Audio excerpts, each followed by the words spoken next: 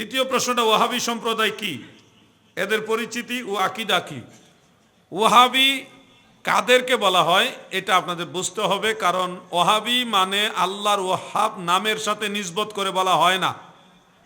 ওয়াহাবি আল্লাহ তাআলার নামের সাথে নিসবত করে বলা হয় না, বরং ইবনু আব্দুল ওয়াহাব নজদি নামক একজন লোক ছিল আরবের নজদে, বর্তমান যেটা রিয়াদ বলা হয়, ওই রিয়াদের আশেপাশে একটা জায়গার নাম নজদ। নবীজি বুখারী শরীফে হাদিসের মধ্যে আছে, 3 বার শাম দেশ এবং ইয়ামান দেশের জন্য দোয়া করলেন। কেউ কেউ দাবি করেছেন, ইয়া রাসূলুল্লাহ অফি নজদনা, আমাদের নজদের জন্য দোয়া করেন। নবীজি 3 বার করে শাম দেশ আর ইয়েমেনের জন্য দোয়া করে নজদের জন্য দোয়া না করে বলছেন, এই নজদ থেকে শয়তানের শিং বের হবে। কি বের হবে? শয়তানের শিং বের হবে। ফতোয়া শামির মধ্যে উল্লেখ আছে, এই শয়তানের শিংয়ের নাম হলো মুহাম্মদ ইবনে আব্দুল ওয়াহাব নজদি।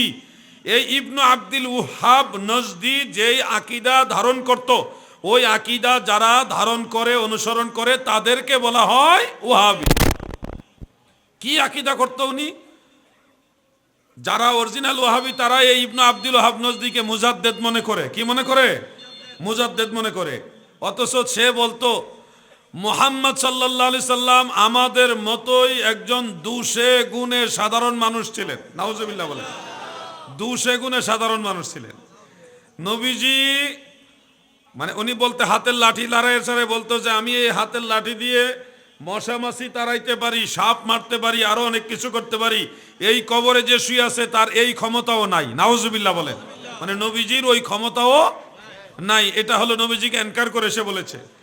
এরপরে ওয়াহাবি যাদেরকে বলা হয় তাদের আরেকটা আকীদা হলো যে মুহাম্মদ সাল্লাল্লাহু আলাইহি ওয়াসাল্লাম মরে পচে গলে মাটির সাথে মিশে গিয়েছে, তাকে জিন্দা নবী বলা যাবে না। এখনো দেখবেন অনেক বক্তা বাংলাদেশে আছে যারা নবীজিকে জিন্দা নবী মানে না। দেখবেন অনেকে আছে, বিভিন্নভাবে ঘুরে ফিরে এগুলি তারা সাবিত করে। নবীজির রওজা মুবারক বলাটাকে তারা হারাম এবং শিরক মনে করে, রওজা বলা জায়েজ মনে করে না। অথচ নবীজি বলছে আমার উম্মতের মধ্যে যারা মুমিন বান্দা তারা মারা গেলে তাদের কবরটা রওজা হয়ে যায়। সুবহানাল্লাহ বলে।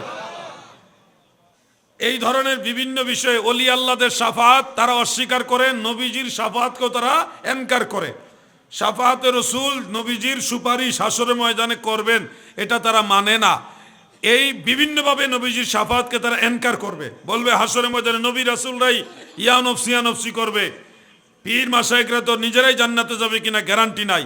আপনারা দেখবেন বাংলাদেশে বড় একজন মুফাসসির নামধারী লোক ছিল, তিনি বলেছিল শাহজালাল শাহপরান্ত তর্কেনাথ স্বয়ং রাসূল করিম সাল্লাল্লাহু আলাইহি সাল্লাম নিজেই নিজের কন্যা ফাতেমাকে বলবে, হে ফাতেমা, হে হাসান, হে হুসাইন, হে আলী, আমি তোমাদেরকে জান্নাতে নেওয়ার ক্ষমতা নাই। নাউজুবিল্লাহ বলেন। এই কথাগুলি তারা বলে, তাদের বক্তব্যের মধ্যে এগুলি বলে। আপনারা খেয়াল করলে দেখবেন তারা বিভিন্নভাবে নবীজির শাফাত, সাহাবাই কারাম, আউলিয়াই কারামের শাফাতকে তারা এনকার করে। এই হলো ওয়াহাবি চিনার সংক্ষেপ কিছু আলামত। তারা নবীজির ইলমে গায়েবকে মানে না। আল্লাহ প্রদত্ত ক্ষমতায় নবীজি আসতে পারে, কবরে আসবে, দেখা দিবে, এই জিনিসগুলি তারা মানে না। আল্লাহ তাদের থেকে আমাদেরকে হেফাজত করে। বলেন আমিন। সবাই বলেন আমিন।